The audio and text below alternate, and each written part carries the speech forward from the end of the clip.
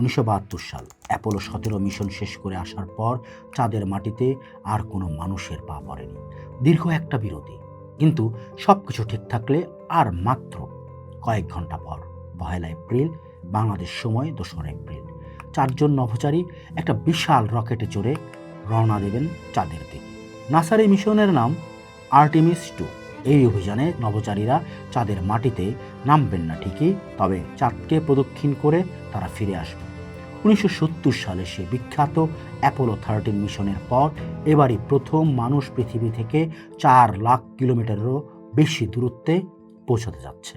মানুষ চাঁদে গেল, আমি ভালোবাসা পেলুম পৃথিবীতে, তবু হানাহানি থামল না। প্রায় 5 দশক আগে কবি আবুল হাসান আক্ষেপ করে বলেছিলেন, কথাটি আজও কতটা সত্যি, তাই না? আমরা আকাশ জয় করেছি, সমুদ্রের তলদেশ চিনেছি, মঙ্গলে রোভার পাঠিয়েছি, তবুও এই 21 শতকে এসেও পৃথিবীটা হানাহানিতেই মত্ত। কিন্তু এর মধ্যে মানুষ আবার তার আজন্ম কৌতূহল নিয়ে ফিরে যাচ্ছে সেই রূপালী জগতের দিকে। 52 বছর পর মানুষ আবার যাচ্ছে চাঁদে। 1972 সাল অ্যাপোলো 17 মিশন শেষ করে আসার পর চাঁদের মাটিতে আর কোনো মানুষের পা পড়েনি। দীর্ঘ একটা বিরতি, কিন্তু সবকিছু ঠিক থাকলে আর মাত্র কয়েক ঘন্টা পর 1 এপ্রিল বাংলাদেশ সময় 2 এপ্রিল 4 জন নভোচারী একটা বিশাল রকেটে চড়ে রওনা দেবেন চাঁদের দিকে। নাসার এই মিশনের নাম আর্টেমিস 2। এই অভিযানে নভোচারীরা চাঁদের মাটিতে নামবেন না ঠিকই, তবে চাঁদকে প্রদক্ষিণ করে তারা ফিরে আসবে।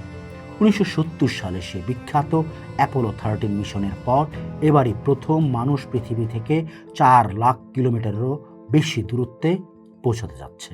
কেন এই ফিরে যাওয়া? প্রশ্ন উঠতে পারে। এত বছর পর হঠাৎ কেন এই তোড়জোড়? অ্যাপোলোর নভোচারীরা যখন ফিরেছিলেন, বিজ্ঞানীরা তখন ভেবেছিলেন চাঁদ এক প্রাণহীন পানিশূন্য মরুভূমি, আর পানি ছাড়া সেখানে স্থায়ীভাবে থাকা অসম্ভব। কিন্তু সেই ধারণা বদলে দিল ভারতের চন্দ্রযান-1। তাদের পাঠানো তথ্য আবিষ্কৃত হলো এক চরম চমকপ্রদ সত্য। চাঁদের মেরু অঞ্চলের গভীর অন্ধকার গর্তগুলোতে লুকিয়ে আছে কোটি কোটি টন বরফ, আর এই পানি বদলে দিল মহাকাশ যুদ্ধের সমীকরণ। পানি মানে অক্সিজেন, পানি থেকেই তৈরি হবে হাইড্রোজেন, যা ভবিষ্যতের মহাকাশযানের জ্বালানি হিসেবে কাজ করবে। অর্থাৎ চাঁদ এখন আর শুধু দেখার বস্তু নয়, চাঁদ হতে যাচ্ছে আমাদের স্পেস রিফুয়েলিং স্টেশন। শুধু পানি নয়, চাঁদের বুকে পাওয়া গেছে হিলিয়াম-3। বিজ্ঞানীরা বলছেন এই এক আইসোটোপ দিয়ে পৃথিবীতে কয়েকশো বছরের জ্বালানি সমস্যার সমাধান হতে পারে। এই বিপুল সম্পদের হাতছানি বিশ্বজুড়ে নতুন এক মহাকাশ প্রতিযোগিতার জন্ম দিয়েছে। নাসা এই প্রজেক্টের পেছনে এখন পর্যন্ত খরচ করেছে প্রায় 90 বিলিয়ন বা 9,000 কোটি ডলার।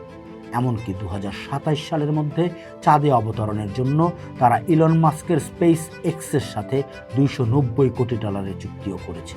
অর্থাৎ এবার লড়াইটা শুধু বিজ্ঞানের নয়, এবার লড়াইটা আধিপত্যের। বিজ্ঞানের জয়যাত্রা থেমে থাকে না। মানুষ চাঁদে যাবে, হয়তো একদিন মঙ্গলেও বসতি করবে, কিন্তু সেই পুরনো আক্ষেপটা কি ঘুচবে? আমরা কি পারবো আমাদের ছোট্ট নীল গ্রহটাকে একটু শান্ত রাখতে? 2 এপ্রিল যখন 4 জন মানুষ চাঁদের পানে চেয়ে মহাকাশে পাড়ি দেবেন, তখন পৃথিবীর বুক থেকে আমরা শুধু প্রার্থনা করতে পারি যুগান্তকারী এই অর্জন যেন শুধু গুটি কয়েক দেশের বা কর্পোরেট জায়ান্টদের না হয়, বরং এই সাফল্য যেন হয় গোটা মানব জাতির। মানুষ আবার চাঁদে যাচ্ছে, হয়তো নতুন কোনো ভালোবাসার গল্প লিখতে, হয়তো এক সুন্দরতর পৃথিবীর খোঁজে, যেখানে থাকবে না কোনো হানাহানি, কোনো রক্তপাত।